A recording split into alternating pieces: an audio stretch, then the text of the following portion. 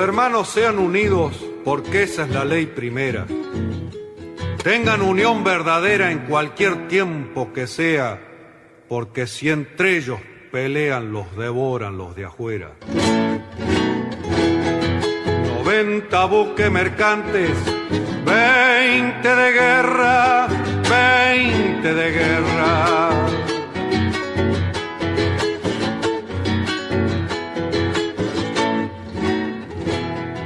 Vienen pechando arriba las aguas nuestras, las aguas nuestras.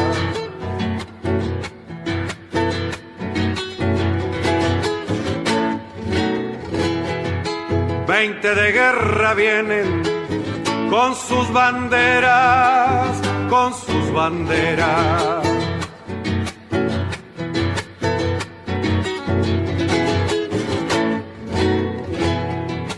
Pucha con los ingleses, quien los pudiera, quien los pudiera, que lo tiro a los gringos, un y gran 7, navegar tantos mares, venirse al cohete, que digo venirse al cohete.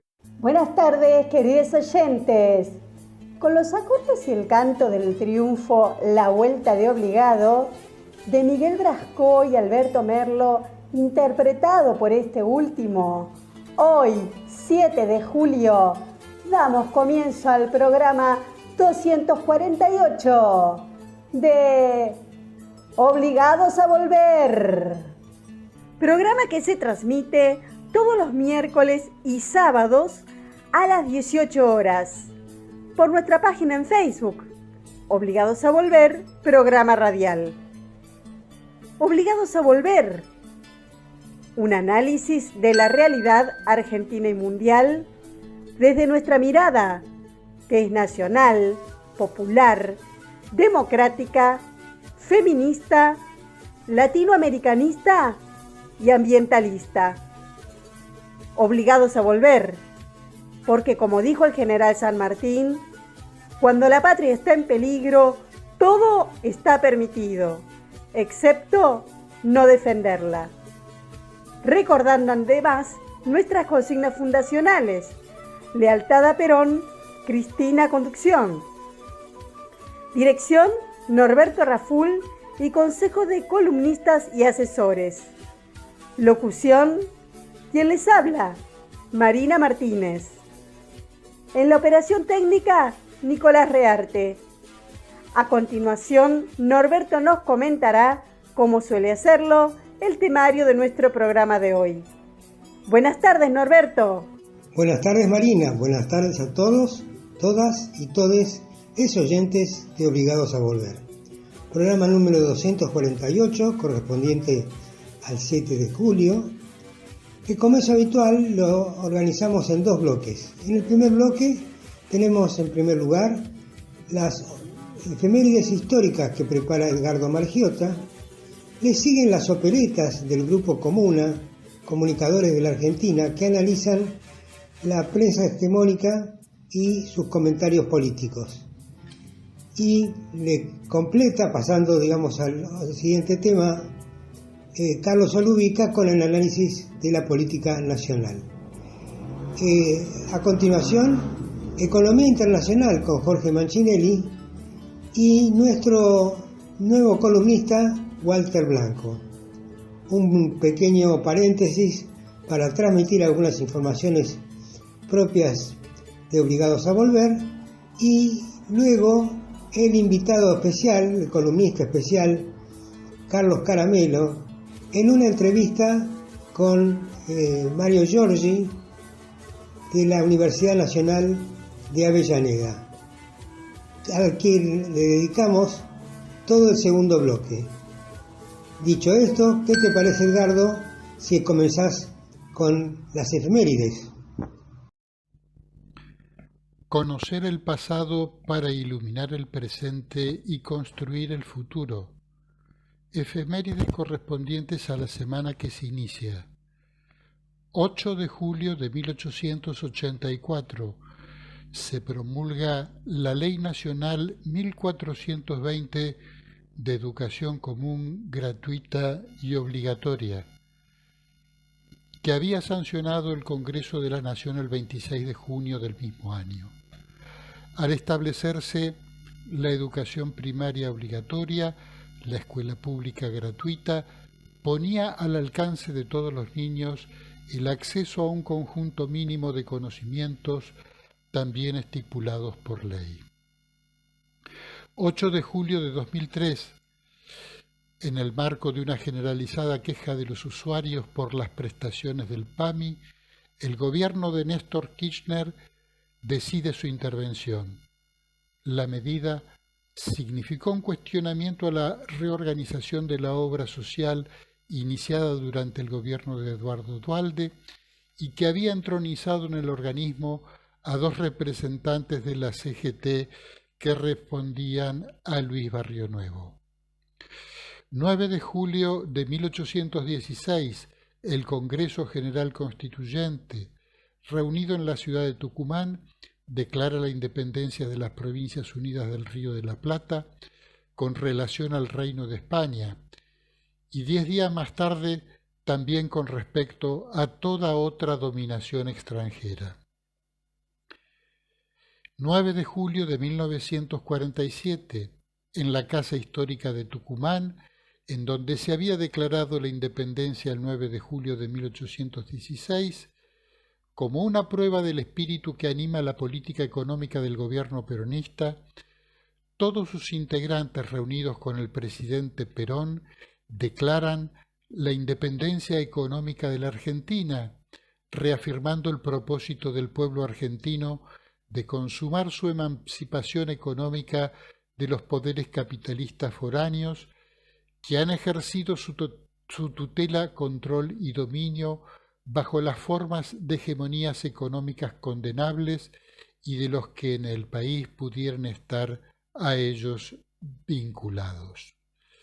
12 de julio de 1780 nace Juana Azurduy de Padilla en Toroca, Intendencia de Potosí, Virreinato del Río de la Plata, actual Bolivia.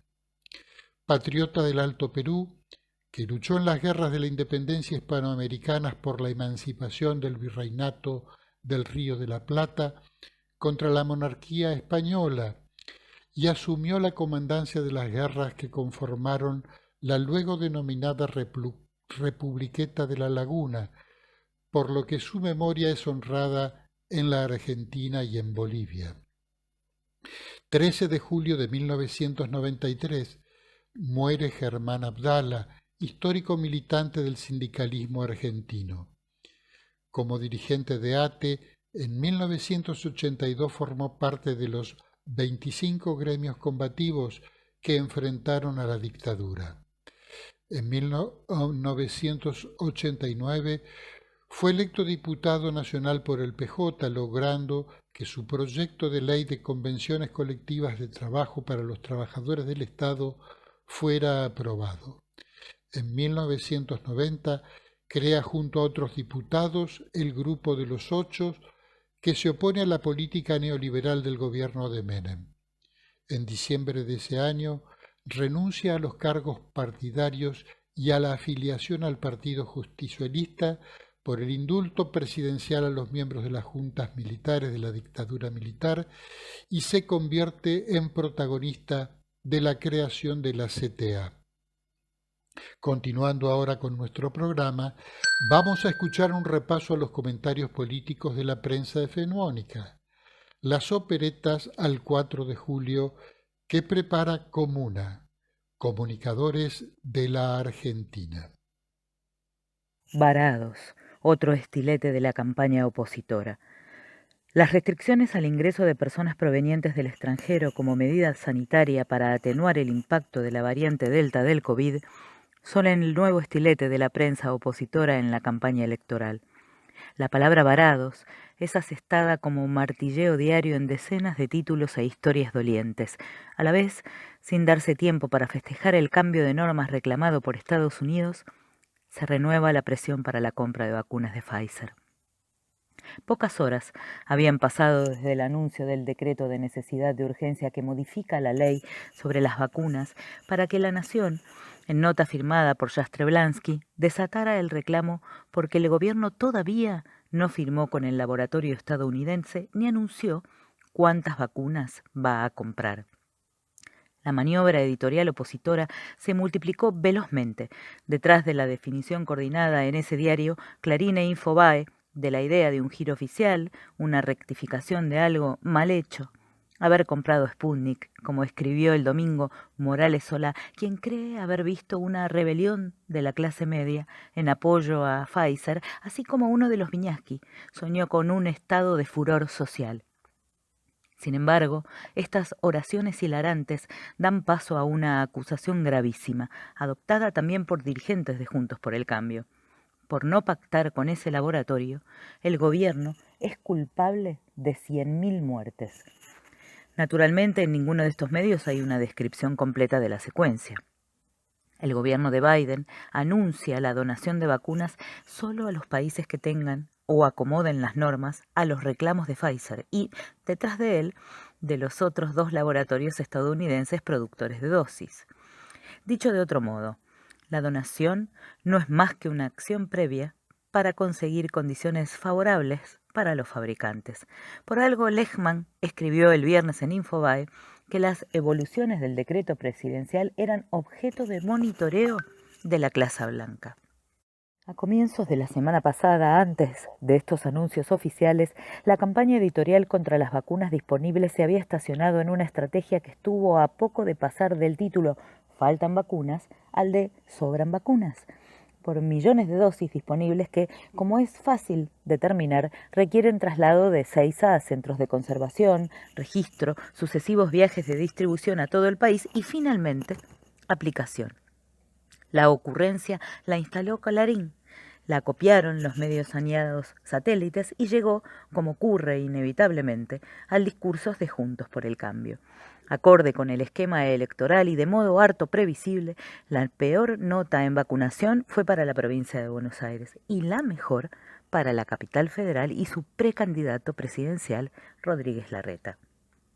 Estos movimientos convivieron con los títulos principales que de lunes a jueves fueron para los varados, con una serie interminable de notas sobre dificultades personales y familiares de quienes ven demorado el regreso al país.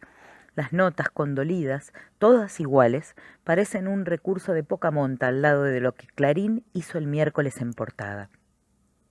Arriba, el tema varados con la escolta de una definición de Argentina como el peor país del mundo en pandemia. Al pie, la caída de un argentino desde el piso 14 de un edificio de Miami con este antetítulo. Había quedado varado. También fue unánime la opinión de redactores de los 3 medios sobre que la medida sanitaria gubernamental es en verdad una represalia para la clase media, bajo el supuesto de que este segmento de viajeros es, o debe ser, o muy probablemente sea, votante de la derecha, jamás del peronismo. Pero hay también hechos auspiciosos. El lunes Infobae tuvo como noticia principal, al menos unos minutos, el anuncio de la fabricación local de la Sputnik, una verdadera rareza. Y el sábado, Clarín reconoció por fin que la variante Delta es una amenaza sanitaria que existe y que, efectivamente, es peligrosa.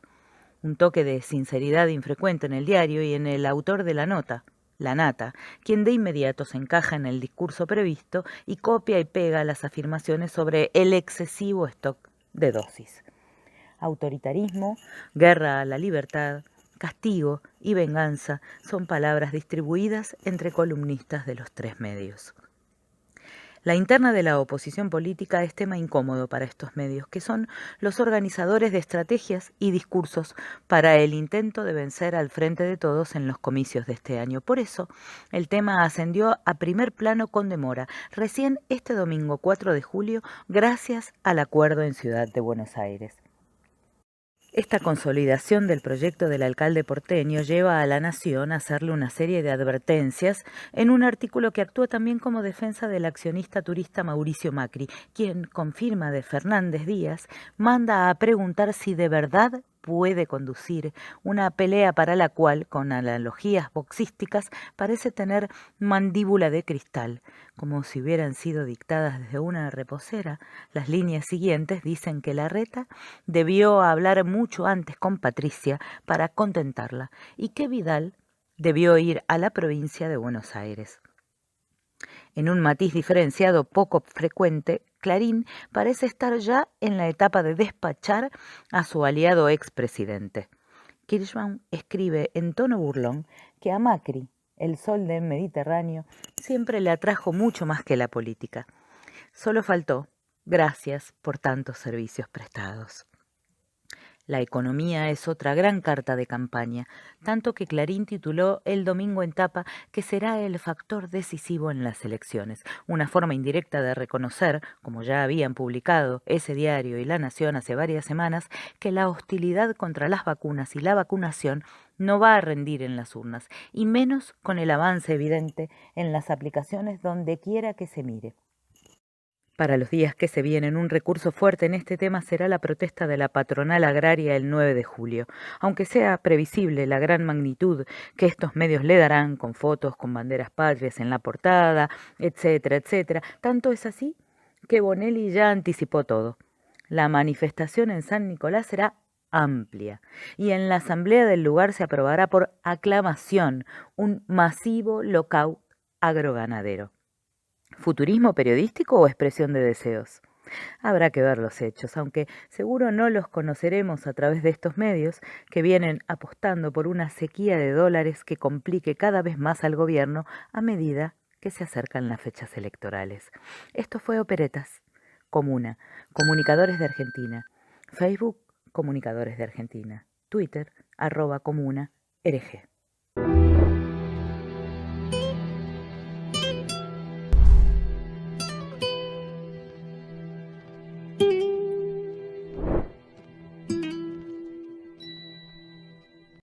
Hola, soy Carlos Olubica y voy a hablar de la política nacional.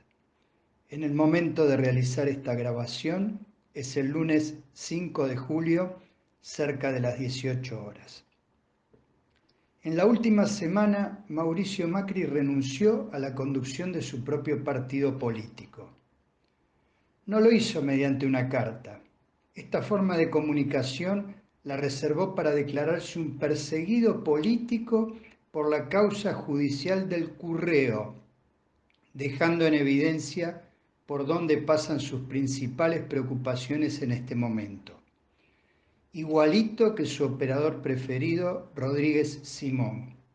Le falta solamente convertirse en prófugo de la justicia para terminar de igualarse. No, la renuncia a conducir el PRO la manifestó en un posteo de Facebook en el que declaró: soy una persona de consulta desde mi experiencia, pero no peleo lugares ni me meto en discusiones internas. En otras palabras, Macri ya no maneja la lapicera. No es que haya renunciado por generosidad o desapego al poder, eso por descontado. En realidad lo renunciaron entre Rodríguez Larreta y María Eugenia Vidal, cuando en sendas reuniones le dijeron no en la cara a sus pretensiones de que Patricia Bullrich encabezara la lista de diputados en la capital y Vidal se inmolara a la cabeza de la nómina de legisladores de la provincia de Buenos Aires. Dicho sea de paso, se nota que como persona de consulta tampoco funciona mucho, ya que sus opiniones no fueron muy tenidas en cuenta. Tampoco tuvo eco su reclamo de una defensa explícita de su gestión de gobierno. A nadie le gusta comer vidrio y menos en víspera de una elección. Masticando su fracaso, se fue con la reposera a Europa y desde allí tiró la toalla. Dejó colgada del pincel y rengueando al pato del comisario ahora retirado de sus funciones de jefe. Más sola que Randazzo en el Día del Amigo, Bullrich decidió bajarse de la pelea, en su caso masticando bronca contra la falta de lealtad y compromiso de Macri. Patricia, tanta experiencia pero tanta ingenuidad. ¿O no viste lo que este sujeto hizo con su propio padre? Seguramente el domador de reposeras no quiso quedar pegado a la casi segura derrota de su pupila en una interna con Vidal. Pero Larreta no puede cantar victoria, porque ahora tiene el camino despejado en el distrito que gobierna, siempre y cuando los radicales, que están bastante agrandados, no lo larguen a la cancha a Martín Lustó para competirle a la que dejó de ser, según su perfil de Facebook, orgullosamente bonaerense. ¿Por qué no puede cantar victoria? Porque al jefe de gobierno le falta todavía resolver la interna del PRO en la provincia de Buenos Aires, donde el primo de Mauricio todavía no ha declinado sus aspiraciones de dar pelea contra el porteño y nuevo orgulloso bonaerense Diego Santilli. El Macri, intendente de Vicente López, también se va quedando bastante solo, sin el respaldo de su pariente y con la deserción de varios colegas de otros municipios que al principio lo acompañaban en su reclamo de que la lista fuera de, por y para los bonaerenses del PRO. Suponiendo que Larreta logre resolver este desafío interno, todavía le quedará por delante remar para que su candidato le gane las PASO al desafiante que subieron al ring los correligionarios, el neuroradical Facundo Manes. Dentro del espacio de los boinas blancas amaga con terciar otro intendente, el de San Isidro, Gustavo Pose. Elisa Carrió, que se ofrecía como prenda de unidad, vio que su generosa oferta caía en saco roto y, al igual que Bullrich, decidió reservarse para futuras contiendas. Con tanto tiempo y energía gastados en múltiples roscas y contrarroscas, a los opositores de Juntos por el Cambio no parece quedarles tiempo ni ganas para pensar en propuestas alternativas a las políticas del gobierno del Frente de Todos. Imposibilitados de reivindicar algo de su desastrosa y muy reciente gestión de gobierno, en realidad tratan de esconder las penurias causadas por ellos detrás de los problemas generados por la pandemia, se dedican a criticar y obstruir toda iniciativa oficial, mientras siguen cuestionando la campaña de vacunación, cada vez más acorralados por la masiva llegada de vacunas y el avance veloz de la aplicación de las dosis.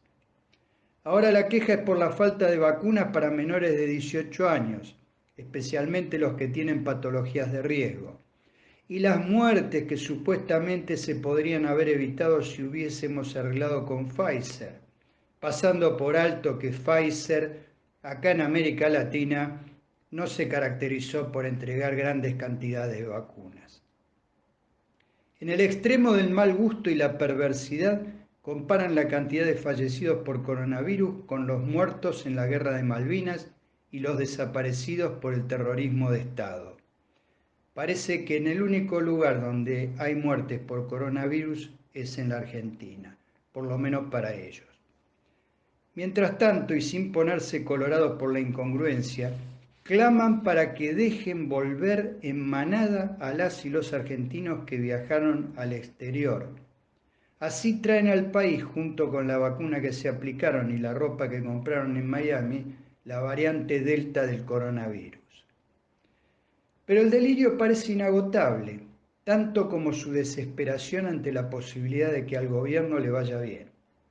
Sin argumentos conectados mínimamente con la realidad de los hechos, vociferan sobre los supuestos peligros de un triunfo del Frente de Todos, que nos convertiremos en Venezuela, Cuba o Irán, o las tres cosas juntas, una especie de remake de la denuncia desopilante de que a Nisman lo había asesinado un comando iraní, cubano, venezolano que viajó en buquebús, o que seremos una autocracia, reforma constitucional mediante, avasallando la división de poderes y la libertad, o que iremos contra la propiedad privada. En fin, nada muy distinto al discurso que unifica a las derechas en la actualidad, desde Trump hasta Bolsonaro. Justamente, en sintonía con Trump y Bolsonaro, Mauricio Macri se adelantó a denunciar la posibilidad de un fraude electoral en la provincia de Buenos Aires, porque el juez competente es Alejo Ramos Padilla, una suerte de pesadilla para el expresidente. De volea salió a responderle en un hecho sin precedentes la Cámara Nacional Electoral, que además pidió al Consejo de la Magistratura un pronunciamiento claro sobre la transparencia del mecanismo de designación de los jueces, en este caso de Ramos Padilla, que ganó el concurso sin objeciones. No tiene la misma fortuna que antes con el Poder Judicial don Mauricio Macri. Párrafo aparte, después de 20 años, la jueza comercial Marta Ciruli decretó la quiebra del Curreo. Retomando el hilo, las denuncias trasnochadas, el discurso extremo, la violencia verbal y los actos desestabilizadores son más compatibles con la estrategia de Macri y Bullrich de apuntar al núcleo duro de votantes propios que con los planes de Larreta y Vidal de ampliar la base de sustentación electoral, lo cual provoca cortocircuitos cada vez más evidentes, como el surgido ante la convocatoria de la rama macrista de la patronal agropecuaria a una especie de guerra gaucha en versión patrón de estancia.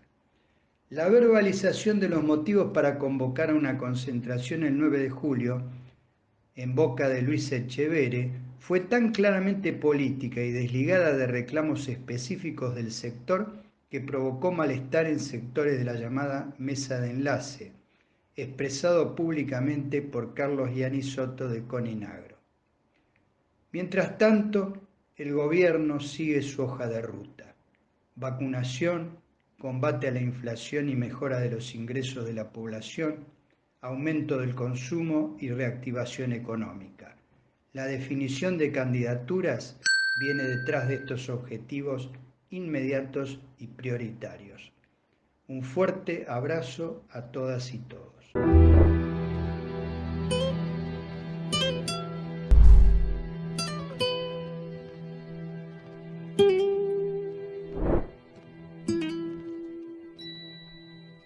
El mundo en un momento de transición.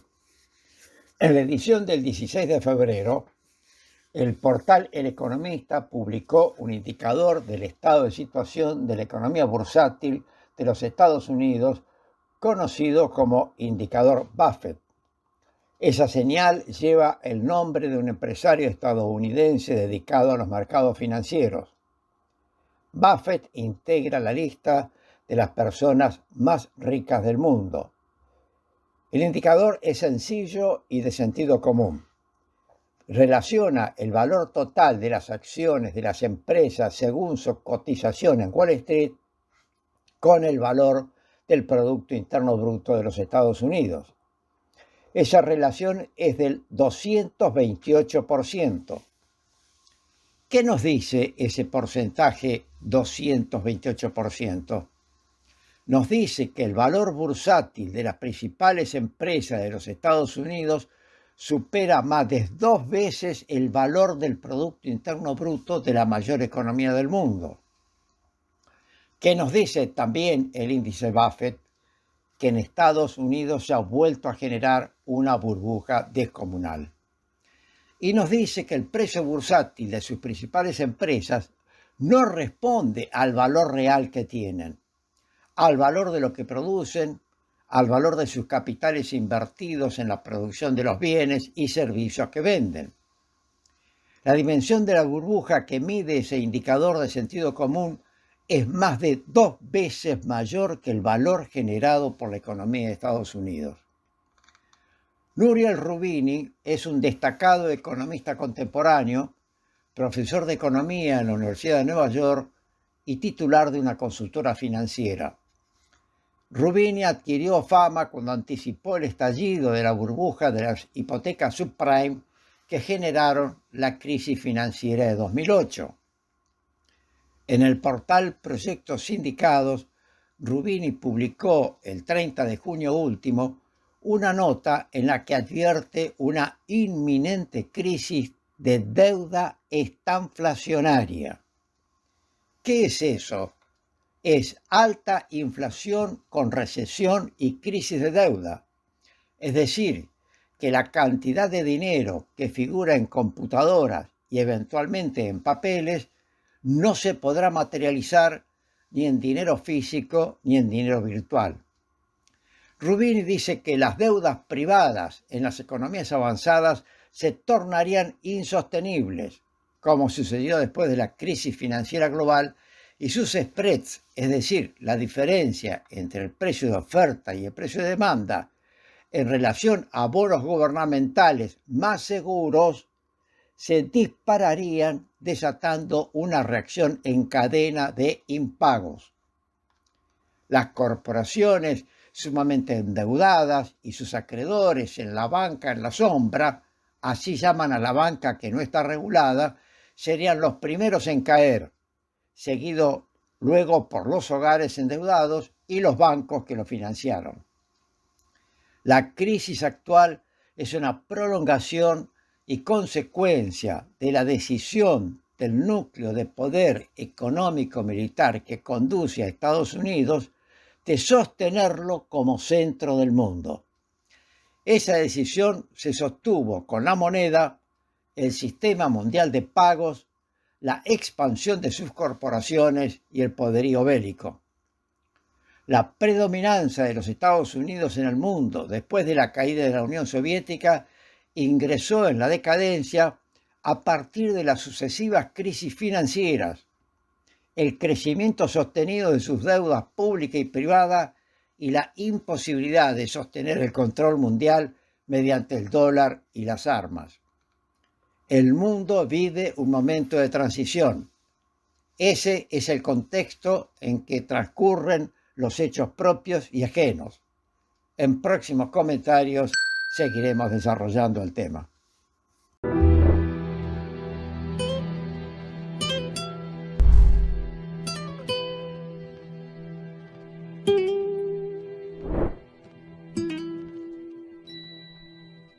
La noticia de la semana que dio mucho que hablar fue la pobre gente que está varada en Miami. Pobre gente entre comillados, se entiende, ¿verdad? Siempre solidaria, Viviana Canosa ya tiene preparada una encomienda para enviarle con sus medias sueltas a los que están allá anclados. Según sus declaraciones, es lo mínimo que puede hacer por ellos. También se comunicó con el bloque de diputados PRO para llevarles un proyecto escrito por ella misma. El mismo propone mudar Cava a Miami y así se evitarán muchos problemas. La que se mostró un poco molesta fue Susana Jiménez, quien habría dicho que si los argentinos varados en su ciudad favorita, Miami, hubieran hecho gallineros en el interior como ella sugirió, hoy en vez de quejarse por el precio de un bife estarían vacunados y comiendo supremas. Según los noticieros hegemónicos, que los turistas no cumplan la cuarentena es culpa del gobierno que no tiene poder. También, para estos medios, si el gobierno regula la entrada de turistas, es culpa del gobierno que abusa del poder. Acá, el que no entiende es un kirchnerista venezolano mapuche iraní, señores. No lo voy a negar. Me encanta el tema de los varados que se fueron diciendo que esto era Venezuela para irse al primer mundo. Pero ahora quieren volver a Nicaragua y que el Estado les pague el pasaje de vuelta. Jaja, chiques, sí,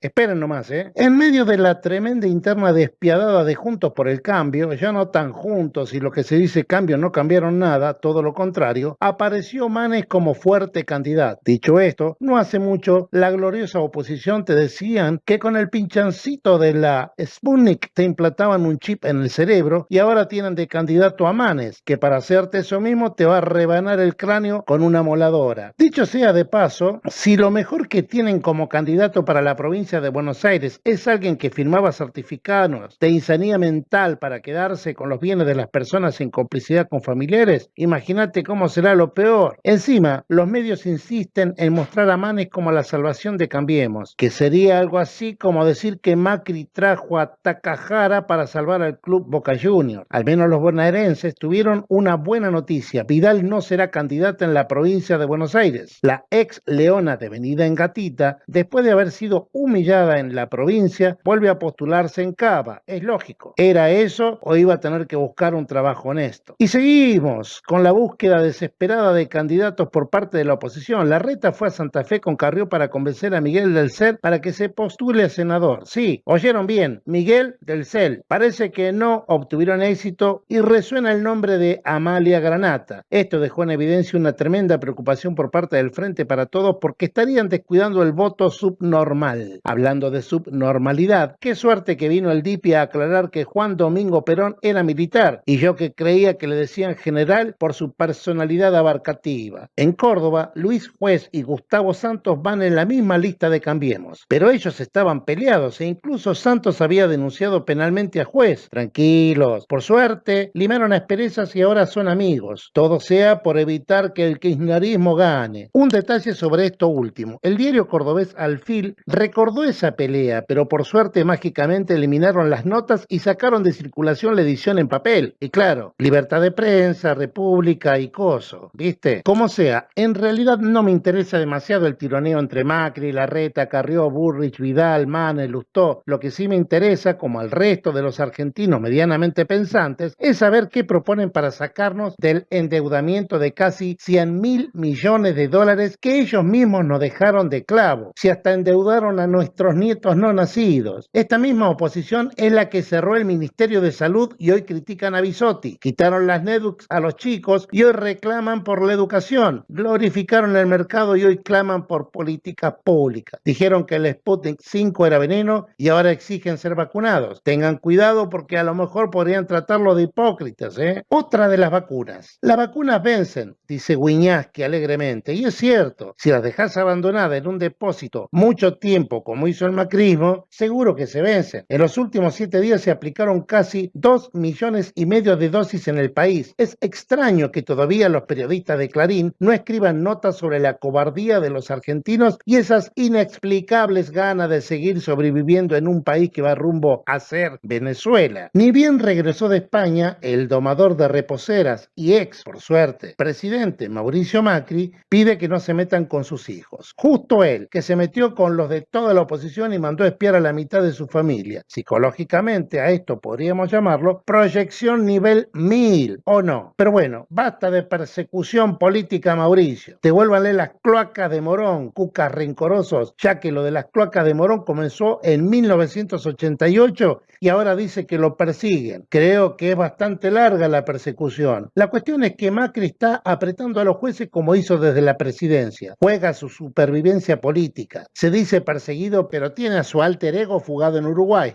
En fin, decretaron la quiebra del correo, embargos al grupo Macri y prohibición de salir del país a sus directivos. Esta causa batió récord. Es el concurso más largo de la historia, 20 años. La jueza deberá pedir la extensión de quiebra a Sogma y a Sideco. Decir que el padre le armó en Panamá el flex trading y cajemulla. Así que pobre, lo que se dice pobre, no va a suceder. Cambiando de tema, aumenta 35% el salario mínimo hasta septiembre. Lo definió el gobierno y saldrá por DNU. El incremento se dará en 3 tramos, adelantando las cuotas que originalmente iban a pagarse en 2022. Inmediatamente salieron los chupazócalos a decir, es una medida para ganar las elecciones. Y sí, mamilas y papilos, así cualquiera gana una elección tomando medidas a favor de la gente. Por otro lado, está confirmado que los jubilados recibirán un bono aumento con los saberes de julio. Vale decir que esa guita se va a ir por la canaleta del juego y la droga. O ya no vale la famosa frase que dijo Sanz. Cristina entregó en un acto 10.000 computadoras, pero la noticia es que a Cristina le gusta elegante, aún no habiendo dicho eso. Para Nelson Castro, Cristina está enferma de la cabeza, pero Carrió está sana. Menos mal que dejó la medicina hace rato. Y no puedo irme sin felicitar a los medios hegemónicos que ahora hablan del tema inflacionario y que lo vean como algo malo. Digo esto porque si hacemos memoria, entre 2015 y 2019 no existió. ¿Cómo que no existió? No fue inflación. Se trataba de sinceramiento de precios. Y lo último, ¿cómo me gustaría que la vacuna argentina se llame Chorifarm para el beneplácito de muchos? Hasta la próxima, Walter Blanco.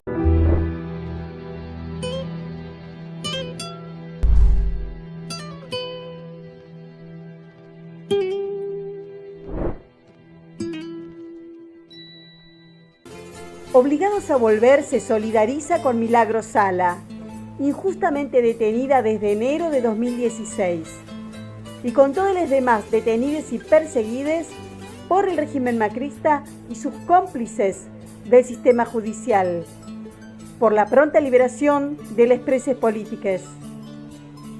Antes de continuar con Obligados a Volver, les invitamos a conocer todos nuestros medios de comunicación. Nuestras páginas en Facebook, Obligados a Volver, programa radial, y La Lealtad Política y Cultura, con informaciones e imágenes diarias de los temas tratados en el programa de radio. El grupo de Obligados a Volver, dispuesto para el intercambio de información y debate entre nuestros oyentes. También el rotativo de Obligados a Volver, un servicio cotidiano de noticias, arte, música y buen humor al que se accede adhiriendo a un grupo de WhatsApp. Les recordamos suscribirse a nuestro canal de YouTube Obligados a Volver, donde pueden consultar los programas ya emitidos y material audiovisual en varias listas de reproducción. Y seguimos sumando espacios para compartir con ustedes. Ahora también estamos de lunes a jueves a partir de las 19 horas comentando las noticias más importantes en un nuevo espacio llamado Comentarios Obligados. Los esperamos, como siempre, en nuestra página en Facebook, Obligados a Volver, programa radial.